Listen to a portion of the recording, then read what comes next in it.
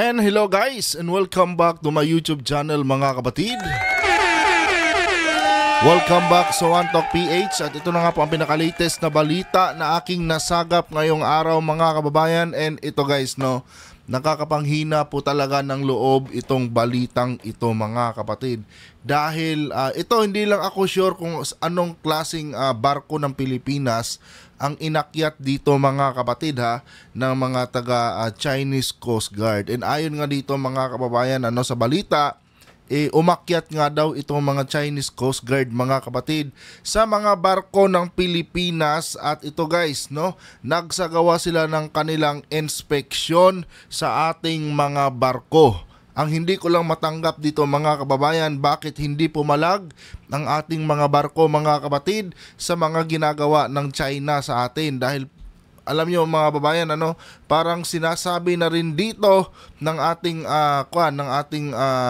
dito sa balita na ito, no? Parang sinasabi na rin dito sa balita na ito mga kapatid na wala tayong palag dito sa loob ng ating teritoryo kahit pumasok ang bansang China. And again guys, no, hindi ako sure mga kababayan kung anong barko. Ito ba'y barko ng PCG o barko ng Navy, no, na kung saan inakyat ng mga taga Chinese Coast Guard. Anyway mga kababayan, bago ang lahat mga kapatid, huwag kalimutang mag-subscribe at pakilike ang ating video para i-share pa ni YouTube sa iba pang hindi pa nakakapanood. Ito guys, pakinggan nga natin itong balitang ito at bigyan natin ng opinion.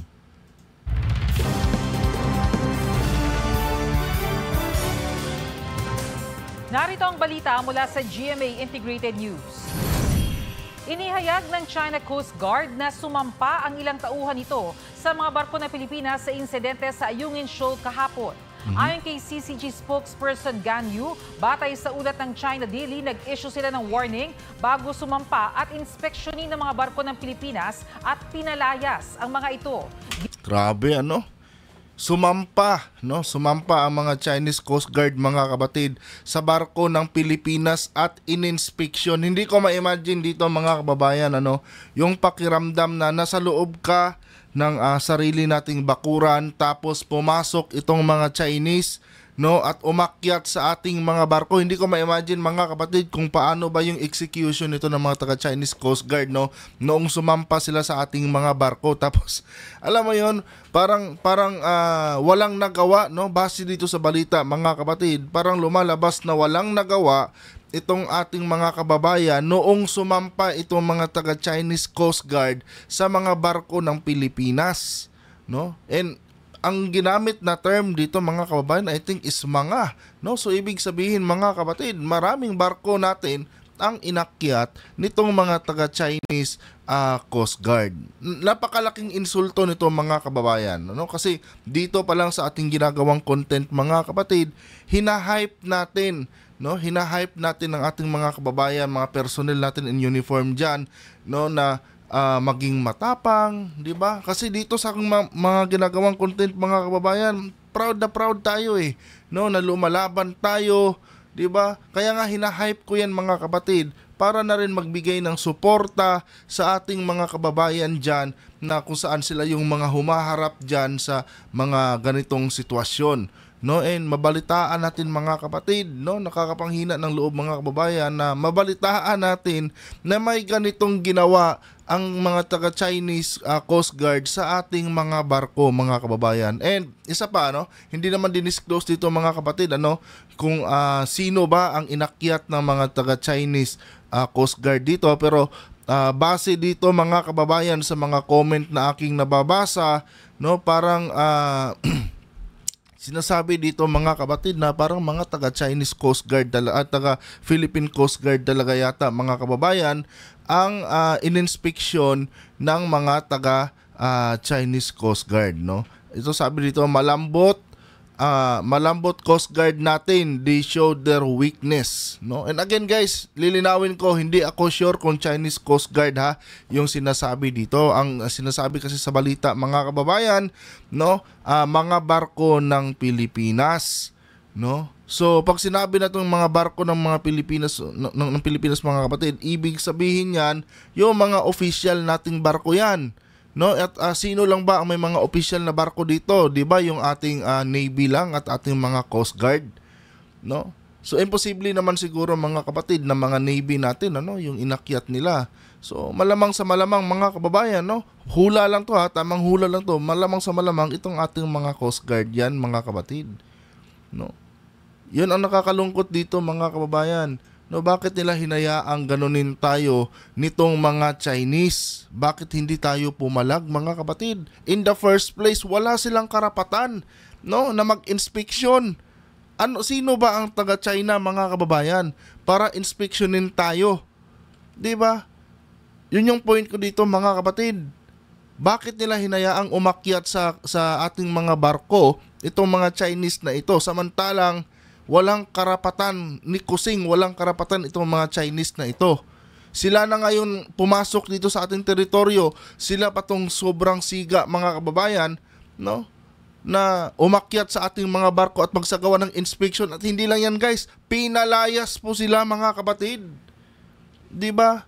Isipin nyo yan. Pinalayas tayo mga kababayan, no? Yung ginawa ng mga Chinese na yan sa ating mga barko mga kapatid, sumasalamin po yan, no, sa pangkalahatan, no? Sa pangkalahatan natin mga Pilipino. Pinalayas. 'Di ba? Tayo yung may authority diyan sa sinasabing area na yan, pero bakit ganon ang nangyari mga kababayan? No? Bakit walang coordination kung sakali mang dihado sila? Bakit walang coordination sa mga kasamahan mga kapatid? Ito yung hindi ko maintindihan dito sa balitang ito mga kababayan. At napakalaking insulto, no? Proud na proud tayo mga kapatid na lalaban tayo, maninindigan tayo, tapos mabalitaan natin mga kababayan, pinalayas, inakyat tayo sa loob ng ating bakuran, inakyat tayo at pinalayas tayo mga kapatid, no? At itong balita na ito, no, na binabalita ng GMA Integrated News mga kapatid, galing pa ito sa bansang China. 'Di ba? Paanong nangyari 'yon? Ano bang nangyari sa ating mga kababayan? Naduwag ba sila? 'Di ba? Kung ganyan mga kapatid, no, na hindi tayo pumapalag, tutuluyan talaga tayo ng bansang China. Gaya nga nasabi ko sa inyo mga kababayan, itong ginagawa kasi ng bansang China mga kapatid, no, sinusubukan lang nila tayo. No, sinusubukan lang nila tayo mga kababayan kung papalag ba tayo. Pero ewan ko mga kababayan, no? Parang nanlalambot ako mga kapatid nung mabalitaan ko to. Kaya nga napakontent talaga ako ng biglaan mga kapatid. Nung mabasa ko yung caption, no, China Coast Guard sumampa at nag-inspeksyon ang mga tauhan, no, sa mga barko ng Pilipinas. Tapos ang masaklap doon, pinalayas tayo mga kababayan, no? Hindi lang talaga klaro dito kung ano bang klaseng barko ng Pilipinas, no? Pang Navy, pang Coast Guard o mga private natin ng mga barko, etc. 'Di ba kasi hindi dinisclose dito pero dito mga kapatid sa mga comment dito, no? Kaya pala parang tahimik ang PCG natin. Oh. Kagaguhan, kahihiyan ng mga Pilipino, binalita pa. Hindi, okay lang to, at least nalaman natin, no? Okay lang 'yan. Huwag na kayong mag-Coast Guard kung di nyo kayang tanggol ang inyong mga ang sarili nating teritoryo. 'Di ba? Alam niyo mga kababayan, hindi mo masisisi, no, kung bakit may mga ganitong nagko-comment dito. Kasi nga mga kapatid, no, proud na proud tayo Pinapangalandakan natin na matatapang ang mga Pilipino. Putya, mabalitaan mo ganito, no? Hindi naman sa pinipressure natin sila, pero 'di ba? Para bang nagpakita tayo, no, ng kaduwagan. At panigurado yan mga kababayan, masusundan pa to. No? Panigurado yan mga kapatid, masusundan pa tong mga ganitong insidente. Inakita na ng China tiklop pala Wala palang palag Oh. Paano yan? No? Paano na yung mga mangingisda natin, mga kababayan? 'Di ba? Tsaka itong balita na ito, mga kapatid, parang dito ko lang nabalitaan to sa GMA Integrated News. Wala pa akong ibang mga news channel na nakitang nagbalita nito. No? Mabuti na lang magaling tong researcher ng GMA, mga kababayan. Wala pang ibang nagbalita nito eh. Grabe Tama ayon sa arbitral ruling bahagi natin. Yes, tama naman talaga. Yun na nga yun na nga ang punto dito, mga kababayan, no? Nasa posisyon tayo. 'Di ba? Nasa posisyon tayo, mga kapatid. Kaya wala talaga tayong dapat ikatakot, no? Wala tayong dapat ikatakot dito sa ating ginagawa ngayon kasi nasa posisyon tayo eh. 'Di ba? Ang hindi ko magets, mga kababayan, kung ito man ay PCG, ang hindi ko magets, bakit hindi kayo nagtawag ng mga kasamahan nyo kung sa tingin nyo nasa alanganin kayo? 'Di ba? Nandito tayo sa loob ng ating teritoryo at kahit anong gawin diyan ng mga Chinese na 'yan, no? Sila talaga ang may kasalanan. Pero hindi eh. Parang sa ginawa nyo, kung sakali mang ito taga-PCG to, kung sakali mang totoo, no? Na nagpaubaya kayo, parang sinabi nyo na rin na sinusuko nyo na ang teritoryo natin. Parang sinabi nyo na rin na naduduwag ang ating bansa dito sa mga pinagagawa ng bansang China sa atin. Parang ganun yun. Anyway, tuloy natin to. Giit ni Gan, reasonable, lawful at professional daw ang aksyon ng CCG. Anong reasonable at lawful dyan? 'Di ba? Paano naging lawful yan? Inang-aangkin nga lang kayo ng teritoryo eh. 'Di ba? Paano naging lawful yung action nyo? Reasonable?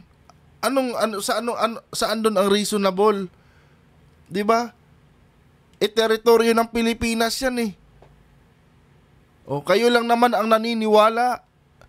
'Di ba? China lang naman ang naniniwala na sa kanila yan dahil sa pagiging ganid nila.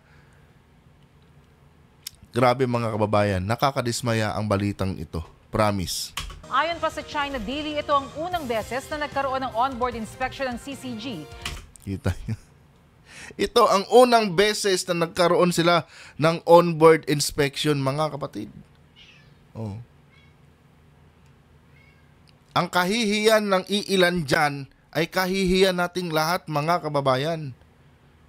'Di ba? Kung natatakot sila, I think dapat umalis na sila sa kanilang trabaho. 'Di ba?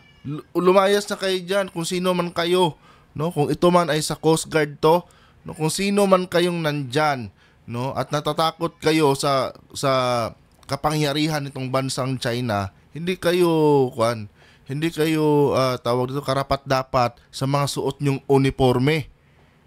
'Di ba? Lumayas na kayo diyan sa Philippine Coast Guard dahil pinagmumukha nyong kahiya-hiya ang bansa natin sa harap ng mga incheck. Ang tapang-tapang natin, ang tapang-tapang ng ating presidente, tapos ngayon inakyat kayo, hindi kayo pumalag. Kung hindi kayo ready, no, sa mga responsibilidad nyo diyan, alam kong hindi madali yung responsibilidad nyo, pero dapat matapang talaga ang nandyan. Ngayon, kung hindi kayo ready sa mga ganyang sitwasyon, ibig sabihin, hindi kayo pwede dyan sa trabahong yan. No? Hindi kayo pwede dyan. Dapat sa inyo, maghanap na lang kayo ng ibang trabaho. Kasi yung kahihiyan nyo, kahihiyan nating lahat ng mga Pilipino. Biruin nyo, inakyat kayo at pinalayas kayo ng mga taga-Chinese Coast Guard. Nakakahiya, mga kapatid. Sa totoo lang, nakakahiya, mga kababayan. Kaya nang laki yung mata ko nung mabasa ko itong mga kapatid, nang laki yung mata ko Pucha, paanong nangyari yan? Sino ang commander dyan na nandyan? Bakit hinayaan niyang makasampa? Doon pa lang sa pagsampa, mga kapatid, no? Magtataka ka talaga, sumampa. Ibig sabihin, sinubmit nyo yung barko nyo sa mga sa mga CCG, sa taga-CCG. No? Sinubmit nyo, hindi kayo umiwas, pwede nyo namang iwasan yan. 'Di ba? Ibang usapan na yan, pag sinabi ng tinutukan kayo kaya wala kayong nagawa, ibang usapan na yan. Kasi pagka ganyan, ibig sabihin, naghahamon na talaga sila ng giyera, binubuksan na nila, no? Ang bunganga ng giyera. Pero I think hindi ganyan ang ginawa sa inyo, no? Niradyo-radyohan lang siguro kayo tapos sumampa. Bakit nyo pinasampa? 'Di ba? Bakit nyo hinayaang makasampa? Wala na bang ibang paraan, mga kapatid? Doon pa lang siguro sa inyong mga sagutan dyan sa mga pagraradyo, kasi panigurado yan, niraradyo-radyo kayo yan eh. Dyan pa lang siguro pwede na kayong tumawag ng reinforcement eh. Oh. Hindi nyo pwedeng sabihin umiiwas lang kayo sa gulo, kaya nyo pinasampa. Hindi pwedeng ganon. Kasi nga wala silang karapatan na sitahin ang kahit sinong nandyan sa WPS dahil teritoryo natin yan. Tayo dapat ang naninita dyan, mga kapatid. Pero magugulat ka, may ganitong balita. Oh. Para akong binuhusan ng malamig na tubig, mga kababayan.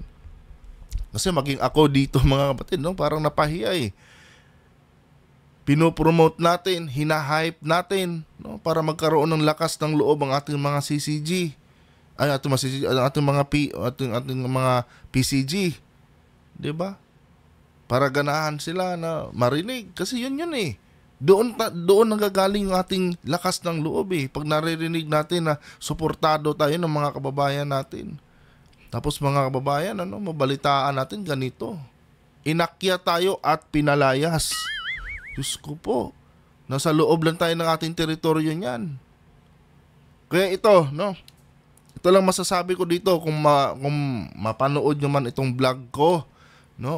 O lumakas man ang views nito para hopefully, no? Sana lumakas ang views nito para marinig ito, no? Kayong mga nandyan na inakyat kayo, kung ito man ay taga PCG or whatsoever na mga official natin or mga uniform personnel natin dito sa Pilipinas na nandyan sa WPS, kung hindi nyo kaya, kung hindi kayo sigurado, kung may pagdadalawang isip kayo sa mga trabaho nyo dyan sa West Philippine Sea, mag-resign kayo, no? Kasi mayroong ibang karapat dapat dyan sa mga uniforme nyo. Kung hindi nyo kaya yung trabaho nyo dyan, yung pressure, mag-resign kayo. Kasi kung ipagpipilitan nyo yan, kahit naduduwag kayo dyan, no? Para nyo lang pinapahiya talaga ang ating bansa. Ano na lang sasabihin ng ating mga mga kaibigang bansa? Tapos na ang era ng mga matatapang na Pilipino? Parang gano'n yan eh. At pinalitan na ng mga duwag. Oh. Natural lang talaga na makakapagsalita ang kahit sino ng hindi maganda sa inyo. Kasi napahiya tayo, mga kapatid. Napahiya tayo sa harap ng maraming taga-China. Oh. At ngayon, na nagawa na nila yan, mamimihasa na yan. Oh. Mamimihasa na yan, mga kababayan. Nakakadismaya. Yan lang panawagan ko sa inyo, no? Kayo, na mga personnel dyan na naka-uniforme, no? Kung hindi kayo sigurado sa pinasok yung trabaho bilang tagapagtanggol ng ating bansa, abay mga kapatid, no? Panawagan lang, mag-resign kayo sa trabaho nyo. At maraming mga Pilipinong gustong magsuot ng uniformeng suot nyo ngayon. Huwag nyo nang ipagpilitan kung hindi nyo kaya ang responsibilidad, yung bigat ng responsibilidad, no, na nakaatang sa inyong mga balikat. Huwag nyo ipagpilitan. No?